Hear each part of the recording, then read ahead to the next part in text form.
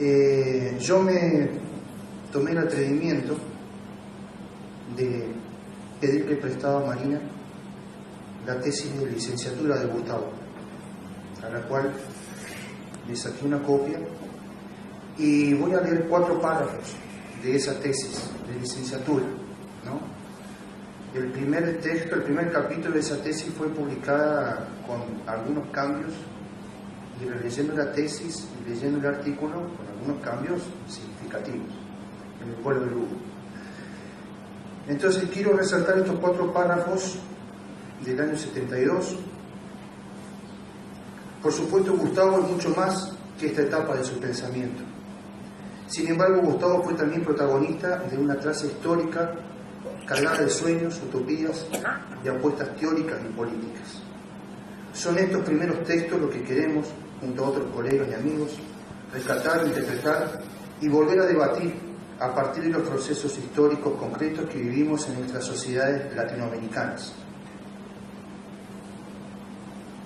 En el primer párrafo se resalta el vínculo entre el pensar y sus implicaciones políticas. Y el segundo, se rechaza el pensamiento por imitación. El tercero versa sobre los desvaríos del filósofo argentino, podríamos añadir filósofo latinoamericano. Y en el cuarto y último señala una tarea para el pensar latinoamericano. Vamos con el primero. El pensar tiene entonces, dice aquí ya Gustavo, necesariamente implicaciones políticas. Hay un momento de coincidencia entre lo nociológico y político. Por eso decimos, el pensar filosófico europeo de Descartes hasta nuestros días, al no criticar los supuestos de la modernidad, o al criticar sin llegar a superarlos, como el marxismo, alimentó y nutrió al imperialismo, fruto maduro de la metafísica de la voluntad de poder. Heidegger interpretó la modernidad desde la modernidad misma, sin darse cuenta que la modernidad solo puede interpretarse y superarse acabadamente desde el tercer mundo, que al ser objeto de su dominación constituyó su posibilidad de existir. Y esto es lo no pensado del pensar heideggeriano. Primer párrafo. Segundo, el juicio, entre comillas, juicio sobre la filosofía europea puede parecer pueril y simplista. Se está refiriendo al juicio que él está realizando sobre la filosofía europea. Puede parecer reacción irracional de un nacionalismo trasnochado. Somos conscientes de ello. Aceptamos que la historia del saber filosófico trasciende los estrechos marcos de una explicación histórico-política. No ignoramos los aportes definitivos en la trabajosa y siempre agónica búsqueda de la verdad que hizo la filosofía moderna y contemporánea. Nos negamos, sí, por fidelidad a nosotros, a la historia latinoamericana y a la filosofía misma, seguir repitiendo e imitando. Fin del segundo párrafo. El tercero.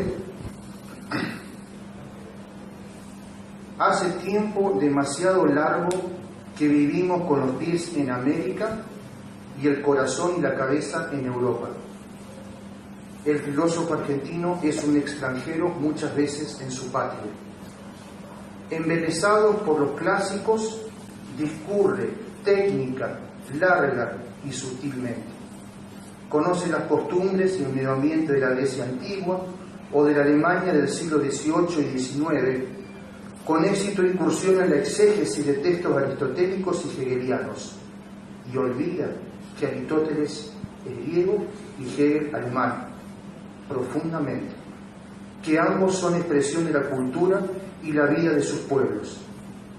Se lamenta de la marginalidad social de la filosofía, pero encuentra consuelo en el auditorio selecto de una minoría ilustrada. Explica que la soledad y la incomprensión son parte de la vocación filosófica. Se refugia en las secretas moradas de la más pura contemplación y termina diluyéndose en vaporosas abstracciones que autotitula metafísicas. No sabe o no quiere saber que una es la soledad fecunda del que, para la verdad y la historia, en seno de la misma historia y muere por ella, como Sócrates. Y otra la triste y estéril soledad del puro que no quiere ensuciarse con la vida.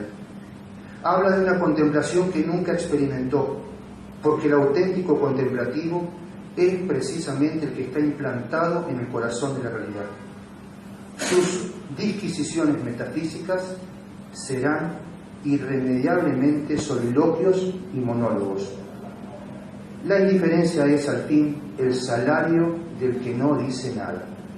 Una mirada lastimosa, la respuesta para el que habla solo. Fin del tercer párrafo. Y el último. Es necesario percibir que en Latinoamérica el lugar donde el ser se manifiesta es en lo político. Pensar la historia latinoamericana hoy es pensar lo político que constituye su fibra y su nervio. Pensar desde Latinoamérica hoy es pensar desde la opresión. El único pensar posible es, pues, el pensar político y liberador, porque es el pensar verdadero. El pensar verdadero es el que expresa y realiza la estructura fundamental originaria del existente humano en cuanto ser con otro, su estructura radicalmente política y aquí sometida a la dominación.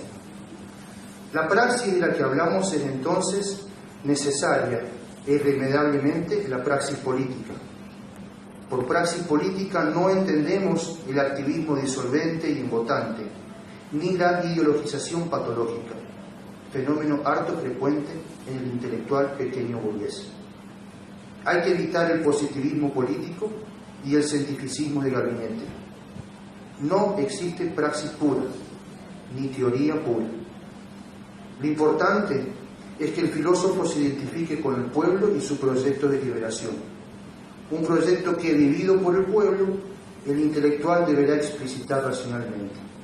A este proyecto lo denominaremos provisoriamente ideología y lo definimos como el conjunto de ideas que influyen o bien pretenden influir sobre la realidad global de una nación o región en un momento histórico determinado para producir un cambio revolucionario. Fin del cuarto párrafo. Muchas gracias.